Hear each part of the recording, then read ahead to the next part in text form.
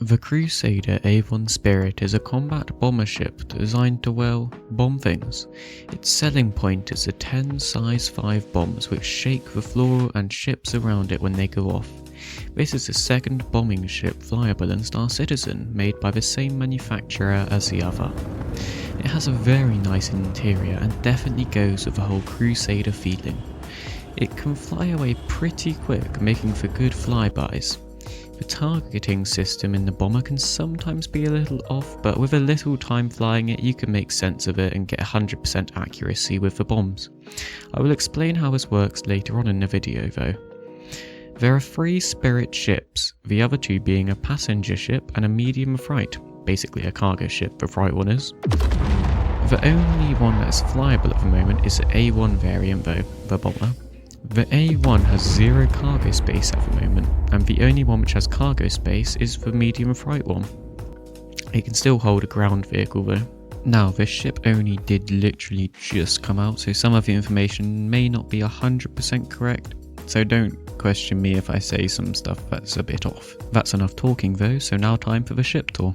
Now, starting off with a ship tour, but before we enter the ship, on the left side and down the bottom, there's a little refueling bit. If you click on this, a little refueling bit, so that'll be for someone to refuel you in the air. They'll connect to that, and then they'll start fueling. That's just a little thing though, so that goes, shoots back up into there. A little kind of hidden thing, I didn't realise it at first, but now I do.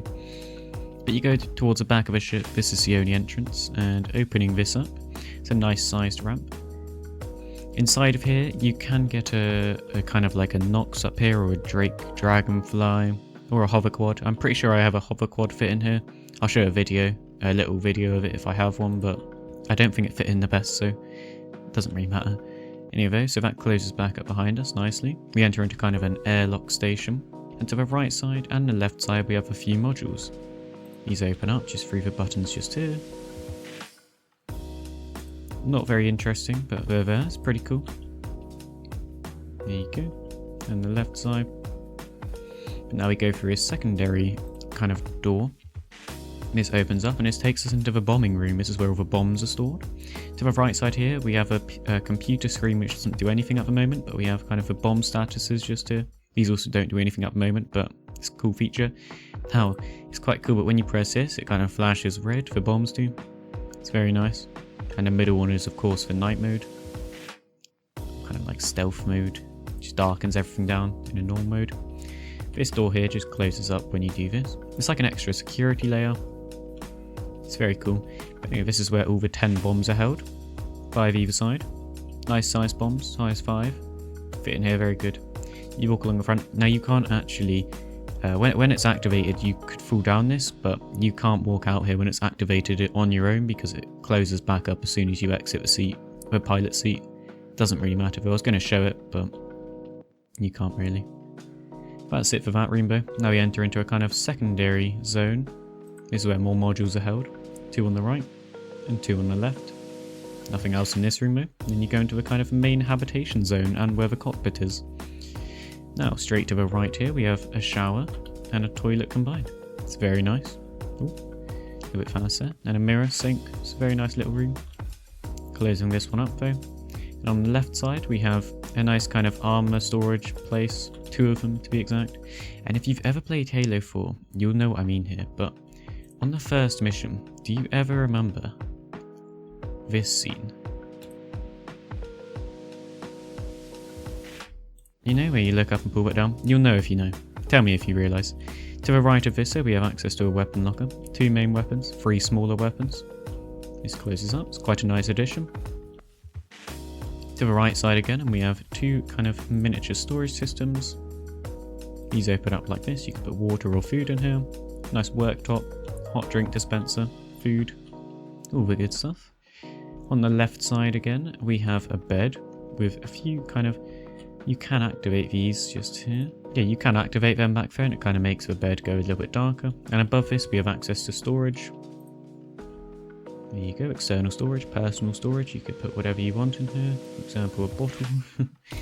And on the right side it's identical, a bed and storage just above it. Now that's that for this room. It's a nice kind of small room made for 2 people. And if we sit into the co-pilot seat just next to the pilot seat, We get shot up to the front in lovely Crusader style. Reminds me of the Crusader Star Lifter.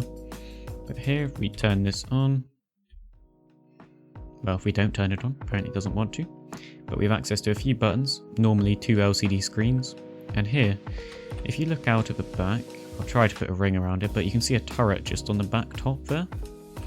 If you click on deploy just down here, the turret shoots back to the behind. So you'll be in the turret, and then if you need to go right behind you, you can activate that. And then maybe defend your back door, or just anyone that's behind you, really.